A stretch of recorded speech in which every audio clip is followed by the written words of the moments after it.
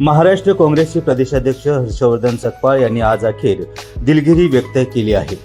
आपल्या विधानावरून महाराष्ट्रात उसळलेला आगडोंब आणि भारतीय जनता पक्षाच्या ठिकठिकाणच्या नेत्यांनी केलेल्या आक्रमक वक्तव्यामुळे त्यांनी टिपू सुलतान बद्दलची टिपलेली टिप्पणी मागे घेऊन दिलगिरी व्यक्त केलेली आहे। टिपू सुलतान आणि सकपाळ यांच्या विधानाबद्दल आम्ही याच स्तंभात 3 दिवसापूर्वी ही नसती उठाठेव कशाला केली असा प्रश्न विचारला होता। टिपू सुलतानचे परिपक्व करण्यासाठी तत्कालीन इंग्रज, निजाम आणि पुण्याचे पेशवे यांनी एकत्रितपणे आक्रमण केले होते हा इतिहास आहे। सध्या टिपू सुलतान यांच्याबद्दलच्या अनेक बऱ्या वाईट कथा आता वेगवेगळ्या प्रकारे उकळल्या जात आहेत। याबद्दल विनाकारण चर्चा उपस्थित करून एरे बैला आणि मार मला असं करण्याची गरज नव्हती। हर्षवर्धन सकपाळ कसे आहे हे सर्वांना ठाऊक आहे।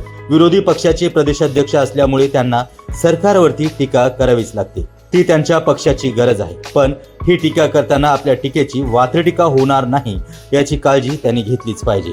आता त्यांनी आपले विधान मागे घेतल्यामुळे सरकार पक्षाने किंवा स्पष्टच म्हणायला पाहिजे तर भारतीय जनता पक्षाने या प्रकरणाची पुनश्च वारंवार चर्चा करून प्रकरण चिघळवणे बरोबर नाही। राजकारणामध्ये अनेकदा बड्या नेत्यांचीही केवळ एखाद्या वाक्यामुळे किंवा काही शब्दामुळे भंबेरी उडते। आता दिलगिरीनंतर अशा प्रकारच्या वक्तव्यांना फारसे महत्त्व देण्याची गरज नसावी। हर्षवर्धन सकपाळ ज्या काँग्रेस पक्षाचे नेते आहेत त्या पक्षाला मुस्लिम समाजातही संपूर्ण मान्यता नाही। मालेगाव सारख्या शहरात तेथील स्थानिक पक्षाने म्हणजे इस्लाम पार्टीने सत्ता स्थापन केलेली आहे। विशेष म्हणजे काँग्रेसला तेथे फारसे स्थान नाही। तेथील नवनिर्वाचित महापौरांच्या दालनात टिपू सुलतानचा फोटो लावल्यामुळे जो काही गदारोळ झाला आणि त्याबद्दल बोलण्याच्या ओघात सकपाळ यांच्या तोंडून ते विधान निघालं।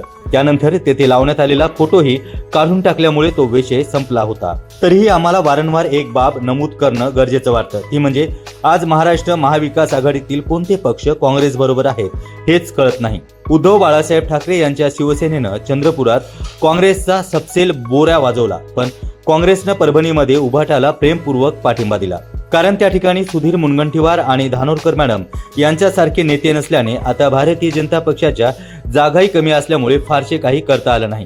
एकेकाळी महाराष्ट्रात एक छत्री अंमल असणाऱ्या काँग्रेस पक्षाला सध्या 4थ्या क्रमांकावरती यावं लागलं आहे। ही बाब काँग्रेस पक्ष कोणत्या परिस्थितीत आहे याची साक्ष देते। तिकडे दिल्लीत विरोधी पक्षनेते असलेल्या राहुल गांधी यांनी सरकारला अक्षरशः सळोका पळो करून सोडलं आहे। 100 खासदार असलेल्या काँग्रेसजवळ विरोधी पक्षाची भूमिका पार पाडण्यासाठी 5 ते 10 खासदारांच्या वर खासदार नाहीत। काँग्रेस पक्षाजवळ संघटना म्हणून महाराष्ट्रात सोडा देशातही बळ आहे असंही अजिबात दिसत नाही। आणि असे असले तरी भारतीय जनता पक्षाची 20% आसपासची मतं काँग्रेस पक्षालाच मिळतात। याचा फायदा जिंकून येण्यासाठी कसा होईल यासाठी महाराष्ट्राचे प्रदेशाध्यक्ष हर्षवर्धन सकपाळ यांनी ठोस पावलं उचलायला पाहिजे। पक्षातील गुप्त गदारांना शोधून काढले पाहिजे। पक्षासाठी तन मन आणि धनाने कार्य करण्याची दखल घेतली पाहिजे। एकट्या राहुल गांधींच्या भरोश्यावरती न राहता विरोधी पक्ष म्हणून महत्त्वाची भूमिका पार पाडली पाहिजे। म्हणूनच मुद्दाम या सदरात आज आम्ही पुन्हा 4 शब्द बोलावे लागले आहेत, बाकी चूक भूल देणे घेणे।